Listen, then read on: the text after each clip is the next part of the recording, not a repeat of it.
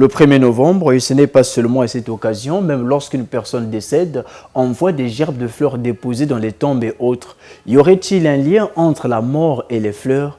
Yves Makaya Monton pour cette réflexion. Chaque année, le 1er novembre est une célébration qui permet de fleurir en masse les tombes et garder le milieu salubre.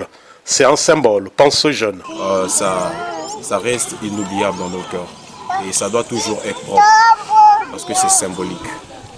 D'autres pensent plutôt. La fleur dans le cimetière le 1er novembre, à travers les olines, voilà, on a parce que vous voyez que le 1er novembre. Déposer les gerbes de fleurs à une tombe, vous voulez simplement dire aux gens de ce monde qu'ils ont de la considération, ils ont de l'amour envers celui qui vient de partir. Au fond, la tradition de fleurir les tombes n'est pas un simple symbole, ni encore moins un réflexe pour tous.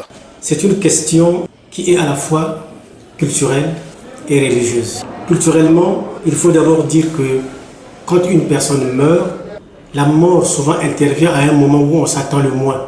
Si bien que les gens sont surpris. Et il faut donc continuer à exprimer leur sympathie, leur amour envers la personne qui vient d'être décédée. Voilà pourquoi lorsqu'il décède, il faut lui déposer une gerbe de fleurs. Mais il y a plus grand que ça. C'est la raison religieuse. Dans cette raison, allais-je dire, en fait, les gens le font parce que, dans le fond, on croit à la notion de la résurrection des morts. La fleur a un langage.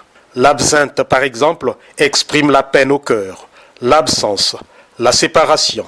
Le bouquet de dahlia s'offre en reconnaissance et la rose exprime l'amour. La fleur, lorsque vous la déposez quelque part, elle peut germer. Mais quand nous remontons le temps, nous allons retrouver les anciens Égyptiens. Eux, ils n'utilisaient pas des fleurs, mais ils utilisaient le blé. Et c'est à partir de l'épi de blé que la notion de 40 jours avait pris naissance. Quand on parle des enfants d'Israël qui ont fait 40 jours dans le désert, et qu'on nous parle de Jésus-Christ qui aurait fait 40 jours et 40 nuits, en fait, c'est la longévité de la graine d'épi. C'est parce que les fleurs transmettent nos sentiments mieux que des mots qu'elles accompagnent la vie des hommes.